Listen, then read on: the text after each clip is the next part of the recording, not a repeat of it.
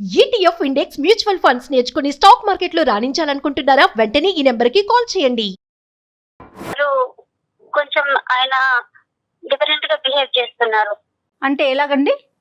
ఇంట్లో వస్తారు, ఏదో వచ్చానా, ఉన్నానా, పడుకున్నానా, తిన్నానా, పోయానా అన్నట్టే ఉంటారు మేడం. మాట్లాడరు. అసలు నన్ను, నా పాపను అసలు పట్టించుకోవచ్చు మేడం. స్టార్టింగ్ లో బాగానే ప్రేమగా చూసుకున్నారు మేడం, కానీ అసలు సరిగ్గా మాట్లాడరు. ఏదైనా మాట్లాడితే కోప్పడుతూ ఉంటారు. నాకు అసలు నేను రీజన్ లేకుండానే కోప్పడుతుంటా. నాకు ఏం అర్థం కావట్లేదు మేడం. ఓకే, ఏం చేస్తుంటారండి రమ్య? ఒక కంపెనీలో జాబ్ చేస్తున్నారు మేడం. ఓకే ఓకే, మీ ముగ్గురే ఉంటారు అంతేనా? ఒక పాప, నేను, మా వారు మేడం. ఓకే, అత్తయ్య మావయ్య వీళ్ళంతా ఎక్కడ ఉంటారు? వాళ్ళు వేరే చోట ఉంటారు మేడం. Okay okay okay. పాప ఉందంటే పాపతో ఇప్పుడు హ్యాపీగా ఉండాలి, నాతో ఉండాలి. మేము ముగ్గురమే కదా మేడం ఇంట్లో మాట్లాడుకోవడానికి. అవును, ఎవరి పనులు వాళ్ళు ఉన్నామనంటే అది నాకేం అర్థం కాకుండా మేడం. ఇలా కొన్ని రోజుల నుంచి పాప పుట్టిన తర్వాత ఇంకా స్టార్ట్. ఇప్పటికి మ్యారేజ్ అయ్యి ఒక 3 years అవుతుంది మేడం. 2 years నుంచి ఇంకా ఇంతే నాకు టార్చర్. ఏం మాట్లాడరు. బాగా చూసుకోరు అనంటే బాగానే చూసుకుంటారు. ఓన్లీ మాట్లాడకపోవటం ఒకటే సమస్య. మాట్లాడడం అసలు హస్బెండ్ అంటే ఎలా ఉండాలి మేడం? ఒక ప్రేమ, ఎఫెక్షన్ అనేది ఉండాలి కదా.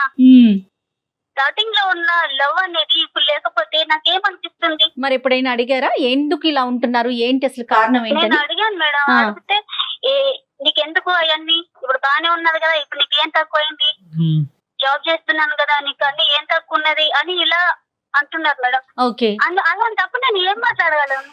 ఏం మాట్లాడలేకపోతున్నాను నేను. ఇంట్లో తన కోసం నేను వచ్చేసరికి ఎదురు చూడాలి అనేది కూడా నాకు అనిపించట్లేదు మేడం.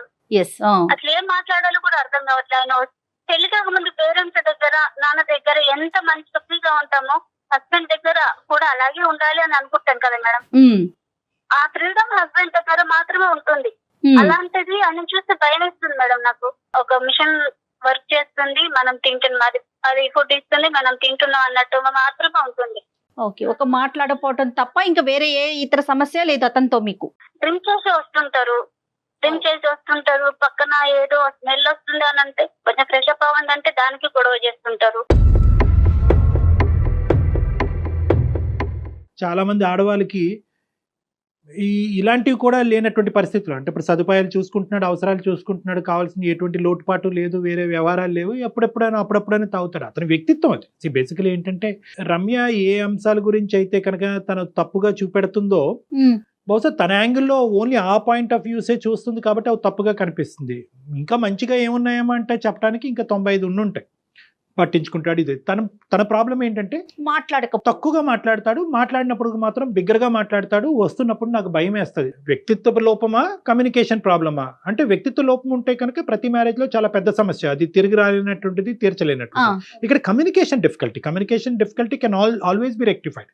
95% మ్యారిటల్ డిస్ప్యూట్స్, మ్యారేజ్ భార్యాభర్తలకు సంబంధించిన డిస్ప్యూట్స్ లో ఏదో పెద్ద పెద్ద వ్యవహారాలు ఏముండవా, బేసిక్ కమ్యూనికేషన్ డిఫికల్టీ ఉంటుంది. అతను మాట్లాడకపోయినా కూడా అతని లోపల ఉన్న భావాన్ని ఏంటి అన్నది మీకు అర్థం చేసుకోవటం కష్టము. ప్రెడిక్షన్ లేదు. అంటే ఇప్పుడు అరుస్తాడా, ఇప్పుడు మెత్తగా ఉంటాడా, మాట్లాడతాడా, నవ్వుతాడా, కోపడతాడా అని ప్రెడిక్షన్ లేదు. ఈ 2 అంశాలు మీకు. అయితే మీ ఇద్దరి మధ్యన ఉండే కమ్యూనికేషన్ డిఫికల్టీ ఇలా ఉంది అనేది పెద్దవాళ్ళతో ఎప్పుడన్నా మాట్లాడారా? అమ్మ నాన్న ఈ సమస్య వస్తుంది, లేదంటే అత్త మామ ఈ సమస్య వస్తుంది అనే అంశం పెద్దలు ఎప్పుడన్నా జోక్యం చేసుకుని ఈ కమ్యూనికేషన్ డిఫికల్టీని రెక్టిఫై చేసేటటువంటి ప్రయత్నం చేశారా? మాట్లాడాను సార్, ఒకసారి మా పేరెంట్స్ తో మాట్లాడాను. మగవాళ్ళు ఉన్నప్పుడు అలాగే ఉంటదమ్మా, బాధ్యతలు పెరుగుతాయి కదా, సర్దుకుపోవాలి. సమాజానికి కనిపించదు. 4 గోళ్ల మధ్యన రమ్య లాంటి ఆడవాళ్ళకే కనిపిస్తుంది కానీ బయట ప్రపంచానికి కనిపించదు. ఇప్పుడు మేము మాట్లాడే అవకాశం దాకా వచ్చిందంటే ఏంటి, మీరు ఏమి ఎక్స్పెక్ట్ చేస్తున్నారు? అంటే ఈ మధ్య నేను కొన్ని రోజులుగా ఒక అబ్బాయిని ఇష్టపడుతున్నాను మేడం.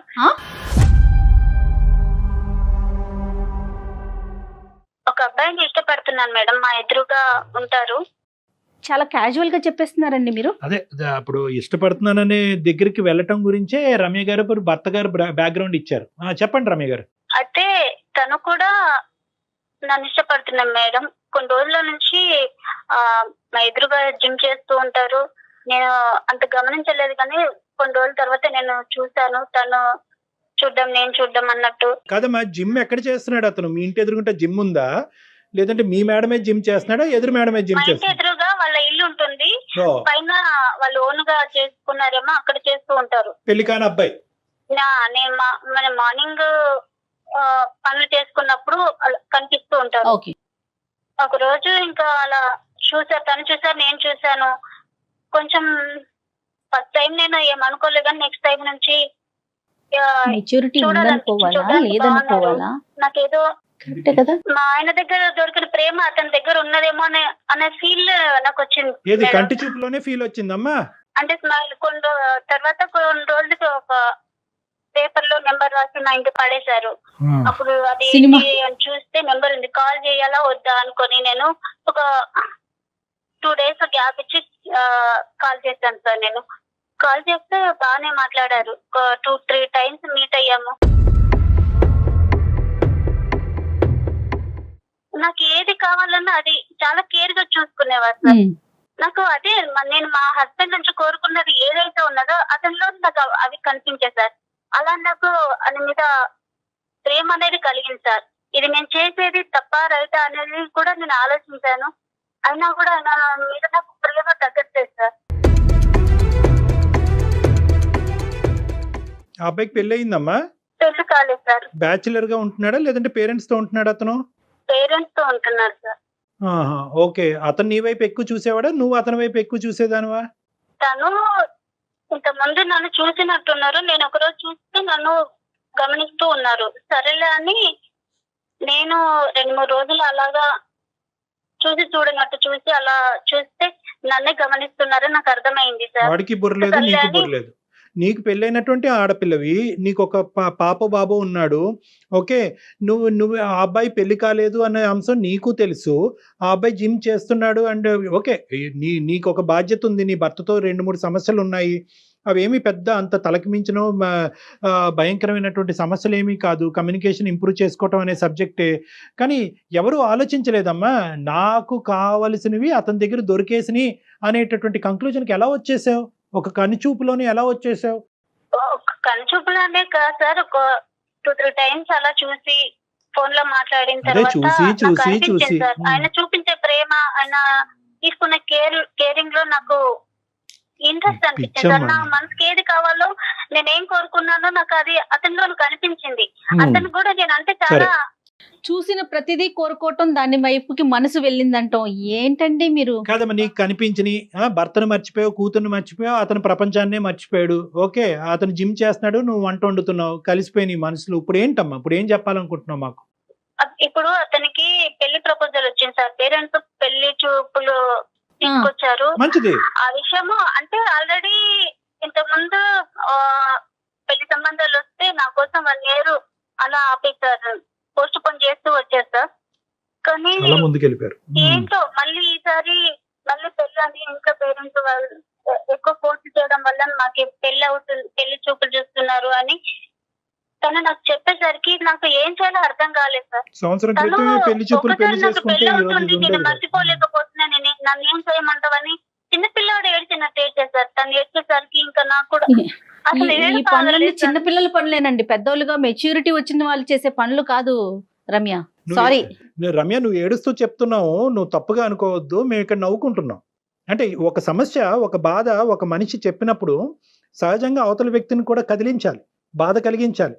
ఈరోజు మీ అమ్మాయి గురించి బ్యాక్గ్రౌండ్లో ఆలోచించుకుని బాధపడుతున్నావు, నీ భర్త గురించి ఆలోచించుకుని మీ అమ్మాయి ఇదేంట్రా, ఇంట్లో భార్యని ఎంతో నమ్మకంగా ఉదయాన్నే ఆఫీస్కి వెళ్ళేటటువంటి భర్త సాయంత్రం భార్య వచ్చేటప్పటికి జిమ్ చేసేటటువంటి పక్కింటి మగాడిని చూస్తున్నది అనే అంశం నీ భర్తకు తెలిస్తే కనుక అతని గుండెలు విరిగిపోయి ఏమైపోతాడో అనే ఆలోచనతో బాధపడుతున్నావు. ఒక పక్క నుంచి నీ యొక్క ఆలోచన, నీ యొక్క ప్రవర్తన చూస్తుంటే నవ్వుకుంటున్నావు.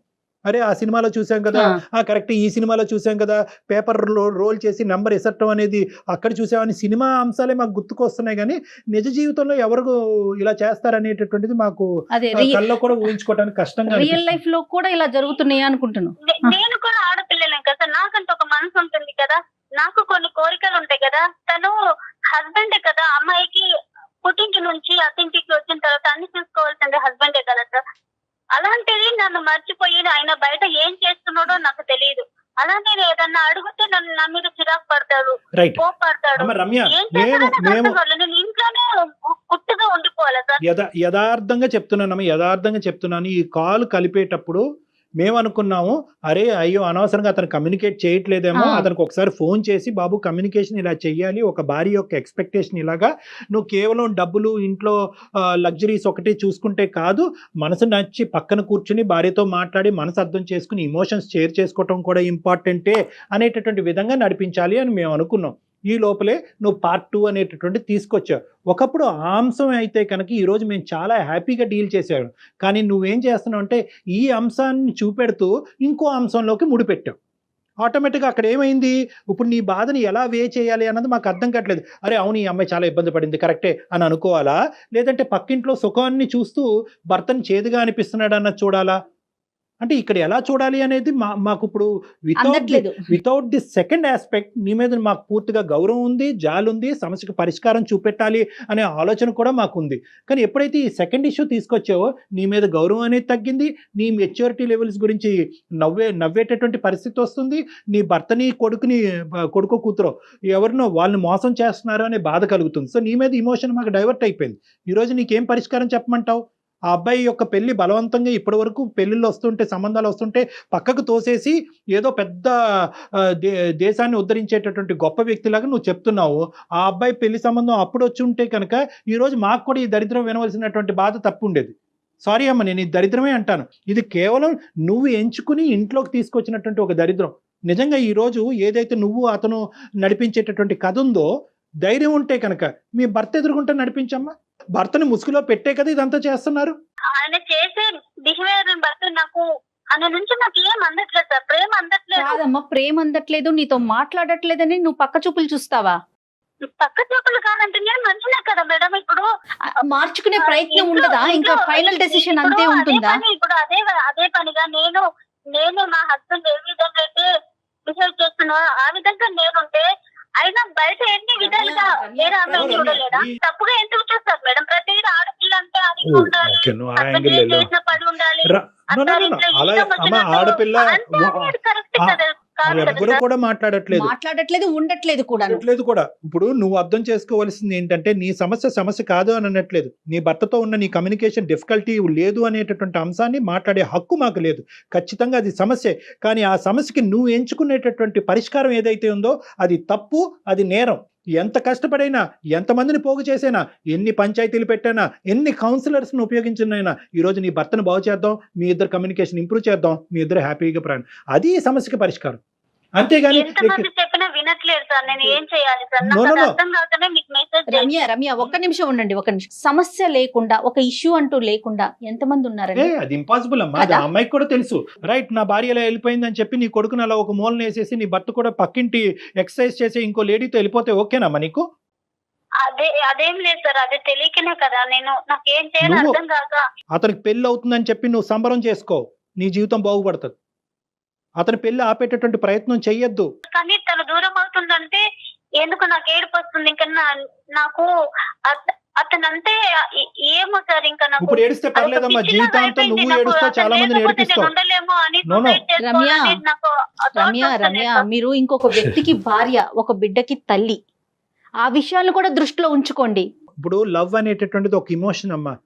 మనం ఎలాగైతే కోపం, బాధ, ఏడుపు ఇలాంటి రకరకాల హావభావాలు వస్తాయో, ఒక ప్రేమ అనేటటువంటిది కూడా ఒక ఇమోషన్. ఆ ఇమోషన్ ఏం చేస్తుంది అంటే కనుక ఆలోచనని తీసేస్తుంది.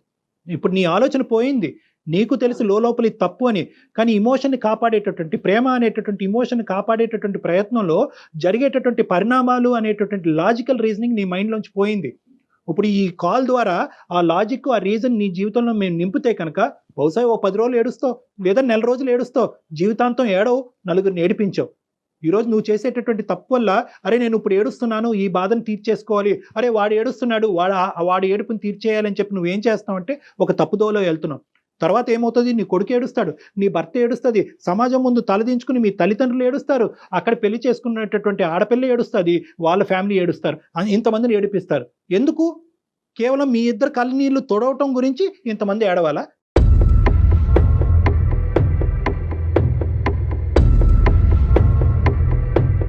సో ఇది కరెక్ట్ కాదమ్మా. ఇక్కడ లాజిక్ కావాలి, ఇమోషన్ కాదు. ప్రేమ అని ఇమోషన్ తాత్కాలికంగా పక్కన పెట్టండి. దీన్ని ప్రేమ అంటారా? నేనైతే అన్ను, దీన్ని ఆకర్షణ అంటాను.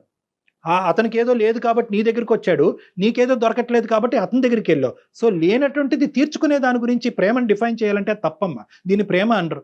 నీ భర్తతో ఉండేటటువంటి బంధం దాన్ని ప్రేమించు, నీ కొడుకుతో ఉండేటటువంటి బంధం దాన్ని ప్రేమించు, మీరందరూ గౌరవప్రదంగా సమాజంలో ఉంటున్నారు దాన్ని ప్రేమించు.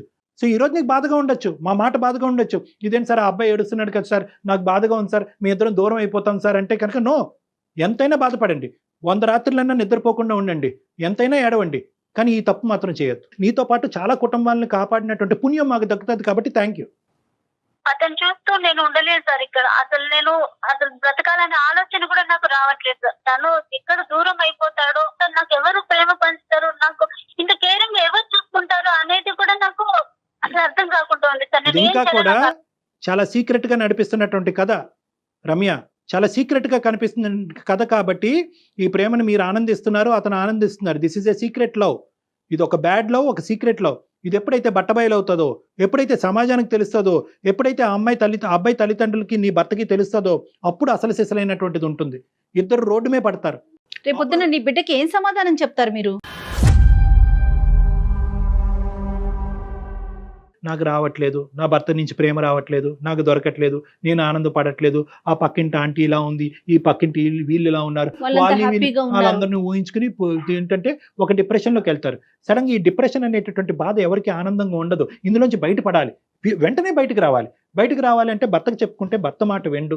ఇలాంటి వాళ్ళని మాట వినేటటువంటి ఏకైక వ్యక్తి ఎవరంటే కనుక ఈ జిమ్ బాడీ లాంటి వీళ్ళు ఏం చేస్తారు, వీళ్ళు పని పాట అట్రాక్ట్ చేస్తారు. ఆ అబ్బాయి అసలు ఎంత ధైర్యం అండి, ఒక పెళ్ళైనటువంటి ఆడపిల్లని ఇక్కడ పెట్టుకుని పెళ్ళని కానీ అతనికి వాళ్ళు అట్రాక్ట్ చేస్తారు. వాళ్ళు ఏం చేస్తారు, వాళ్ళు ఏమీ చేయరు, కేవలం ఈ అమ్మాయి కథ చెప్తుంటుంటే వింటూ ఉంటారు. ఈ అమ్మాయి జీవితంలో ఎవ్వరూ విన్నటువంటి ఏకైక వ్యక్తి ఈ మహానుభావుడు.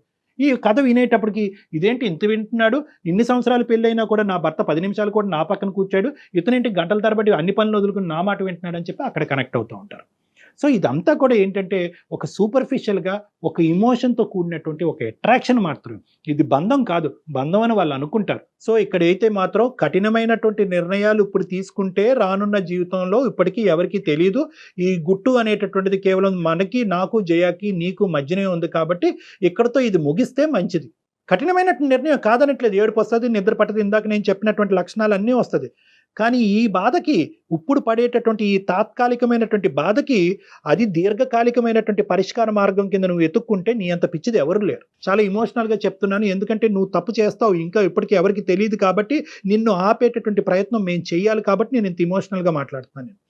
సో దీర్ఘకాలికమైనటువంటి సంతోషం నీ జీవితంలో కావాలి అంటే ఇప్పటికైనా నీ తప్పు ఏంటి అన్నది అర్థం చేసుకో. నీ భర్తతో తప్పేనమ్మా, తప్పే, నువ్వు 100 సార్లు తప్పు కాదను. నువ్వేం చచ్చిపోక్కర్లేదమ్మా, ఎందుకు చచ్చిపోవాలమ్మా? బిడ్డ ఏమవుతాడు, ఈ గుట్టు రట్టు అయితే కనుక నీ భర్త కూడా చచ్చిపోవాలి. అలా అయితే కనుక అతను ఈ రోజే చచ్చిపోవాలి నీ భర్త.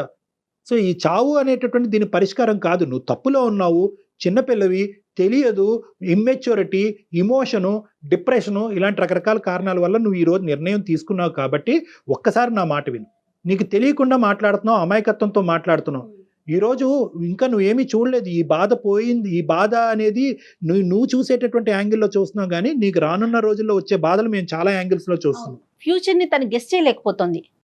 ఈ పనికిరాని కథని ఇప్పుడు దాకా మాకు ఏదైతే చెప్పావో ఈ పనికిరాని కథని ఇక్కడతో వదిలేసి ఇక్కడ కంచికి తీసుకురా.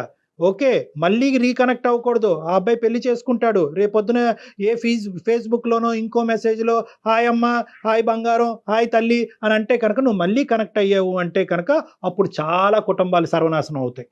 కాబట్టి ఈరోజు ఈ కథని ఇక్కడితో ముగించు. అన్ని ఫార్మ్స్ ఆఫ్ కాంటాక్ట్స్ బ్లాక్ చేసుకోండి. అతను ఎవడో నువ్వెవడో అన్నట్టు ఉండండి. ఇప్పటికే కాదు, చచ్చేంత వరకు అలాగే ఉండాలి. నీ భర్తతో ఈ కమ్యూనికేషన్ పెంపొందించి ఇంప్రూవ్ చేసి మీ ఇద్దరి మధ్యన ప్రేమ ఆప్యాయతలు పంచేటటువంటి విధంగా ఆ బాధ్యతను మేము తీసుకుంటాం. ఆయనతో మాట్లాడే ప్రయత్నం మీరు చేస్తారని నేను నెంబర్ తీసుకొని మీతో మాట్లాడిస్తాను. తప్పకుండా. అంటే ఈ అమ్మాయి భాష అర్థమైందో లేదో అమ్మాయికి. రమ్య, మీకు అర్థమవుతోందమ్మా? అర్థమవుతుంది మేడం. డాక్టర్ గారు మీ హస్బెండ్ తో మాట్లాడతారు, ఒకసారి కాదు 2 సార్లు కాదు, తనలో మార్పు వచ్చే వరకు మాట్లాడతారు. తనలో మార్పు వస్తే నేను సంతోషంగా ఉంటాను మేడం. కానీ ఇప్పుడు తన అబ్బాయి పెళ్లి అవుతుందంటేనే నేను చూడలేకపోతాను. ఇక్కడ ఉండాలంటే పెళ్లి అయితేనే నువ్వు సంతోషంగా ఉంటావమ్మా. రమ్య, నీకు ఆ పాయింట్ అర్థం కావట్లేదు. ఇప్పటి వరకు డాక్టర్ గారు చెప్పింది అదే. ఆ అబ్బాయికి పెళ్లి అవటం అనేటటువంటి చూస్తూ నాకు ఇంత ఎదురుగానే కాబట్టి నేను తనని చూస్తూ ఉండలేదు మేడం. నాకు అక్కడి నుంచి నాకు వెళ్ళిపోండి, అర్థం వెకేట్ కావట్లేదు. చేసేయండి. నా మైండ్ ఇల్లు ఖాళీ ఏంటో నాకు చేసేయమ్మా. అర్థం కావట్లేదు. ఇల్లు ఖాళీ చేసే తెగించే జీవితానికి మించినటువంటిది ఏం లేదు. ఇక్కడ ఈ ఇంట్లో సదుపాయాలు లేవు, బాలేదు, వెంటిలేషన్ బాలేదు, బాత్రూమ్స్ బాలేదు, ఏదో అని చెప్పి మీ ఆయన చేతి ఇల్లు ఖాళీ చేసి వెళ్ళిపోండి అక్కడి నుంచి. చక్క ఇంటర్మీడియటే చదువుకున్నారు, ఇంకేదైనా చదువుకోవటానికి అవకాశం ఉంటే చదువుకోండి, లేకపోతే ఏదైనా నేర్చుకునే ప్రయత్నం చేయి రమ్య. ఈ సబ్జెక్ట్ ఇక్కడతో మర్చిపోవాలి. ఈ సంఘటన ఇప్పటి వరకు జరిగిందనే ఆలోచన తీసేసేయండి. మీ బాధ్యత ఏంటి అన్నది గుర్తు తెచ్చుకోండి. ఇప్పుడు నువ్వు చేసే పని ఇప్పటికైనా తప్పు అని అంటావా అనవా అమ్మా? నువ్వు తప్పు అని అంటేనే తప్పు అని తెలుసు సార్, కానీ నేను చేస్తుంది తప్పు అని తెలిసినా కూడా నేను అతని మీద నాకు అదే బయటికి రాలేకపోతున్నావు. ఉండిపోయింది సార్, నాకు అర్థం కావట్లేదు. అమ్మ, నువ్వు తప్పు అని రియలైజ్ అవటం అనేటటువంటిది గుడ్. రియాలిటీ. నువ్వు స్లోగా రియాలిటీలోకి వచ్చేసాయి, అతని జ్ఞాపకాలు తీసేసాయి. ఓకే సార్, మా ఆయన మారి నాతో ఉంటే నాకు ఏది అవసరం లేదు సార్. తప్పకుండా ఉంటారమ్మా, డాక్టర్ గారితో మనం మాట్లాడిద్దాం. అతను నువ్వైతే మాత్రం స్ట్రాంగ్ గా ఉండు. ఒకసారి మనం అయిపోయిన తర్వాత మీ హస్బెండ్ నెంబర్ ఫార్వర్డ్ చెయ్యి, ఆయనతో ఒకసారి డాక్టర్ గారితో మాట్లాడిద్దాం. Be strong. Okay okay madam. Right. Okay అమ్మా, ఆల్ ద బెస్ట్ అమ్మా. Ramya, okay sir, thank you. నీకు నీ జీవితంలో మంచి జరగాలి, మళ్ళీ తప్పులు జరగకూడదు, నీ వల్ల నీ పేరు చెప్పుకుంటూ సమాజంలో మీ తల్లిదండ్రులు అందరూ తలదించుకునే పరిస్థితి రాకూడదనే ఉద్దేశంతోనే నేను బిగ్గరగా, గట్టిగా, ఇమోషనల్ గా చెప్పడం జరిగింది. నా మాటను తప్పుగా తీసుకోవద్దు, నా మాటలో ఉండేటటువంటి మెసేజ్ మాత్రమే తీసుకో అమ్మా. ఓకేనా? Okay sir. ఓకేనన్నా, all the best. Thank you. Kalyan గారు, అమ్మా. ఈ అమ్మాయికి పెళ్ళయింది, ఒక పాప ఉంది, పాపో బాబో సంథింగ్. అయినా కూడా ఇంకొకరి మీద మనసు పడటం, అతనికి పెళ్ళైపోతుందని నాకు బాధగా ఉంది, నేను తట్టుకోలేకపోతున్నాను అని అంటాం. ఇలాంటప్పుడు ఈ సిచ్యువేషన్లో ఏం చేస్తారంటే సాడ్ సాంగ్స్ వినటం, సాడ్ మూమెంట్స్ని చూడటం, అవి మాకే జరిగినాయి అని ఇంప్లిమెంట్ చేసుకోవటం, ఇలాంటివి కూడా చేస్తూ ఉంటారు కదండి. మనసు నిజంగా ఇలా పరిపరి విధాలు ఆలోచిస్తూ ఉంటుందా? ఆ కుదురుని ఇవ్వదంటారా? అంటే ఇక్కడ ఏంటంటేనమ్మా, మనసు వేరో ఆలోచన వేరు, మా బ్రెయిన్ వేరు, మైండ్. మనసు అనేటటువంటిది ఇమోషన్ తో కూడినటువంటిది. ఇందాక అమ్మాయికి చెప్పినప్పుడు కూడా నేను ఏమన్నానంటే, నీ మనసు చెప్పేటటువంటి మాటే వింటూ ఉంటే కనుక నువ్వు ఇలా తప్పులు చేసుకుంటూ పోతా ఉంటావు. నీ మైండ్ ఏం చెప్తుంది, నీ బ్రెయిన్ ఏం చెప్తుంది? నీ బ్రెయిన్ అనేటటువంటి చెప్తుందా? చెప్తుంది. బ్రెయిన్ ఒక లాజిక్, దాన్నే అంతరాత్మ అంటాం, దాన్నే సిక్స్త్ సెన్స్ అంటాం. అమ్మాయికి కూడా తెలుసు, ఇందాక నుంచి అంటుంది నేను తప్పు చేస్తున్నాను అంటే కనుక అది లోపల అంతరాత్మ, అదే ఎప్పుడు నిజం పలుకుతుంది. ఈ బయట ఉండేటటువంటి మనసు ఏంటంటే ఒక మబ్బుతో కూడినటువంటి ఒక ఇమాజినేషన్ లోకి ఈ అమ్మాయిని తీసుకెళ్తుంది. ఆ మబ్బు ఏంటంటే ఇక్కడికంటే అక్కడ సుఖంగా ఉంటాం, అతను నిన్ను బాగా చూసుకుంటాడు, ఇవన్నీ ఊహాజనకమైనటువంటిది. దానివల్ల ఏమవుతుందంటే లోపల ఉండేటటువంటి కాన్షియస్ సిక్స్త్ సెన్స్, అంతరాత్మ లేదు, అక్కడికి వెళ్తే మోసపోతావు, అక్కడికి వెళ్ళిన తర్వాత అందరూ ఇబ్బంది పెడతారు అనేటటువంటి చెప్తూ ఉంటుంది. కానీ ఈ ఆలోచన మీరు ఇందాక అన్నట్టు ఈ మ్యూజిక్ వినటం, ఈ పాటలు వినటం, వేరే ప్రేమించేటటువంటి వాళ్ళని చూడటం, వాళ్ళ సంసారాల జీవితాలు బాగున్నాయి అనుకోవటం వల్ల ఏమవుతుందంటే ఈ మత్తు కాస్త ఏంటంటే ఈ సిక్స్త్ సెన్స్ లోంచి వచ్చేటటువంటి ఆలోచనని తొక్కేస్తూ ఉంటుంది. ఈరోజు మీరు నేను ఏం చేసామంటే కనుక ఈ ఇమోషన్ని పైకి తీసేసి ఈ లోపల ఉండేటటువంటి అంతరాత్మ యొక్క మాట ఆ అమ్మాయి వినేటట్టుగా మనం చేసామన్నమాట ఈరోజు. అది వాళ్ళ తల్లిదండ్రులు చేయగలరు, మెచ్యూర్గా ఉండే పీపుల్ ఎవరైనా చేయగలరు, కానీ ఎవరితో కూడా ఈ అమ్మాయి ఈ ఇష్యూని డిస్కస్ చేసే ధైర్యం లేదమ్మా. ఆ అమ్మాయికి తెలిసి తప్పు కాబట్టి ఆ అమ్మాయి చేసే ధైర్యం లేదు. లక్కీగా మనకి ఈమెయిల్ పంపించింది, మనం కాల్ చేసాము, ఆ లోపల ఉండేటటువంటి అంతరాత్మని తట్టి లేపాము, అది బయటకు వచ్చింది, ఇమోషన్ తగ్గింది. ఇక నుంచి ఆ అమ్మాయి నడవలసినటువంటి దారి ఆ అమ్మాయి ఎంచుకోవాలి. ఎల్లకాలం ఎవరో ఒకరు అంతరాత్మని తట్టి లేపలేరు. ఆలోచించే తత్వం వస్తుందేమో అని అనిపిస్తోంది, ఎందుకంటే లాస్ట్ లో తను మాట్లాడిందని బట్టి. సుమన్ టీవీలో మీ పర్సనల్ అండ్ బిజినెస్ ప్రమోషన్స్ కోసం కింది నెంబర్ కి కాంటాక్ట్ చేయండి.